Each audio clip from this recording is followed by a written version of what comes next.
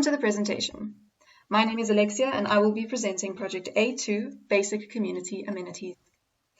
Let us quickly orientate ourselves with a reminder that we now pick up where we left off in the preceding combined group presentation. This presentation will briefly cover the remaining phases of the co-design process undertaken by Group A. I'll commence with a brief recap on the context and methodology.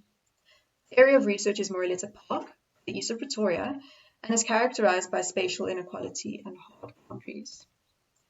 Visible here is our full research methodology and engagement methodology, and this is the expanded engagement outline based on Howard and Somerville. The project is centered around three major intentions. Firstly, the exploration of co-design as a design-generating method, then accountable engagement as design facilitators, and lastly, to critically assess the potential for yielding spatial agency through this co-design process. I will also be reflecting on the investigation's position with respect to the discourse of spatial agency graphically, using 4 quadrants based on Lee, Schneider, and Tilt. Throughout the projected span of this project, as outlined according to now, soon, and later interventions, the following stakeholders have been considered with overall weighted importance as illustrated.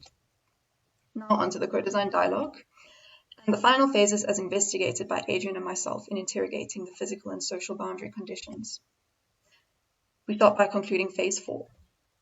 These programs were derived directly from the problems identified through Week 4's engagement process, as well as with cognizance of the outcomes of our direct engagement with community members last quarter. This is particularly significant within Group A. This is the preliminary concept which aims to tackle the inherently polarized physical and social landscape of the context in relation to sanitation and public space.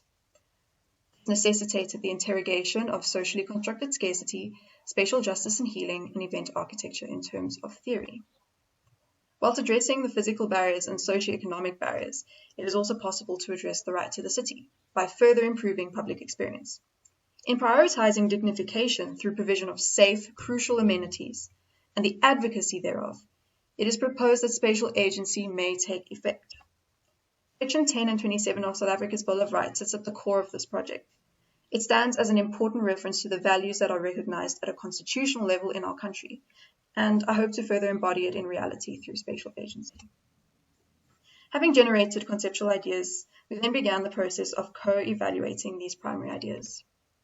This is our engagement outline for Phase 5, expanded in terms of the relevant web-based tools to be employed. This week we had 3 stakeholder engagements, as well as smaller group meetings in between. Presenting precedent studies to our stakeholders was valuable in sharing knowledge. Here's our schedule and some more detailed documentation of the process and correspondence. Following precedents were presented and were assessed in terms of the discourse of spatial agency. The first 3 precedents were helpful in terms of materiality, spatial articulation, and building technology, whilst Refillway Business Node offered cues regarding the interrogation of boundary conditions. The relationship between human dignity and spatial agency was also articulated to the stakeholders, and the impact of this knowledge was seen to be applied by the stakeholders in the siting activities which followed. These outcomes were documented and compared against Q1's MapWork findings. The following projected outcomes emerged, alongside the community needs of adequate sanitation, infrastructure, and access to sufficient water.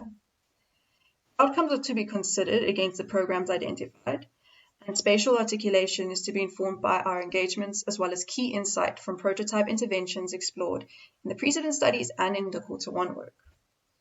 In response to this, scarcity, power, agency, and sanitation was further explored against similar studies. It became clear that whilst the implementation and use possesses the potential for yielding agency to the community, and whilst the ideation is based on needs that were articulated by the community, that the process of design development remains at a high level of authorship at present. We now move on to Phase 6, co-design development. This is our engagement outline for Phase 6. And this week we engaged with stakeholders on Thursday, following various smaller discussions within our smaller groups in the spirit of design studio sessions. The outcomes included investigation into scale, as well as materiality and technology on site. In terms of application, this knowledge is pertinent for many reasons in terms of resilience and potential for appropriation. Following previous investigations into the sensitive and taboo issues surrounding sanitation, I was conflicted in terms of my position to present an authentic dialogue in the spatial manifestation of the themes which have emerged so far. Thus, the possibilities and limitations of co-design dialogue became visible in the design decisions that we were in the position to make and the decisions we were not in the position to make. With this in mind, the site placement was interrogated, and the spatial articulation of modular systems which call for user appropriation was also interrogated. These are the prototype spatial outcomes at this point, and the intention is to suggest a spatial framework that is versatile enough to accommodate various sanitation systems, which may incrementally change at the will of the user. Here, these ideas can be seen with respect to cross-programming and the overlapping strategies from quarter one. Followed by a reflection, this week it became clear that the design development is less based on sole authorship than initially thought. Our final phase was phase 7, the identification of small-scale intervention and prototype. This was our engagement outline for phase 7, and it was a very busy week of engagement and included WhatsApp communication with stakeholders over and above the other web conferencing sessions. It is important to mention that at this stage, a stakeholder had urged their preference of on-site engagement over the online engagement. Group discussions were helpful in mapping the relationship between the various interventions at large, the outcomes of which can be seen here. Now let's take a closer look at this project's deliverables, which can be separated into two categories towards the right to human dignity and provision of sanitation, that being private ablutions and public ablutions. I'll now map up the desired deliverables and realistic outcomes of the project. Here's a brief summary of the informants from processes of quarter 1 and 2. Of particular interest is the potential implementation of systems proposed in the community action planning of quarter 1. These are the outcomes of quarter 2 for provision of public and private ablutions respectively. The first is presenting the prototype scheme as an outcome of the co-design dialogue. Next is the identification of site positioning for the two schemes.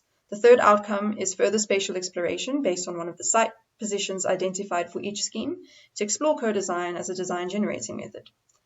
The less successful outcomes are proposed to be deferred to later in the year, impending COVID-19 related risks. A great deal of sensitivity and personal engagement will be required in order to explore possible alternatives to the bucket method, for example, in terms of private ablutions, especially in terms of understanding the issue of safety, privacy, and objections surrounding sanitation. This co-design dialogue was successful, however, in generating a prototype scheme for public ablutions. This is the framework based on the different components, and there's opportunity to further resolve the construction in the coming academic quarters with community members, JCP university students, and researchers. In terms of site position, the intention of the private ablutions is provision of safe sanitation within each and every home, as shown here. 3 sites are identified for the provision of public ablutions, as shown over here. I previously mentioned the spatial exploration will need to be explored further at a later stage in terms of the private ablutions. The following GIF shows the spatial outcome for the public ablutions in terms of an incremental phased construction approach, which yields agency to the community by requiring active appropriation according to their changing needs. The next few slides show the important outcomes of week 7's engagement and how this impacted the final spatial outcome.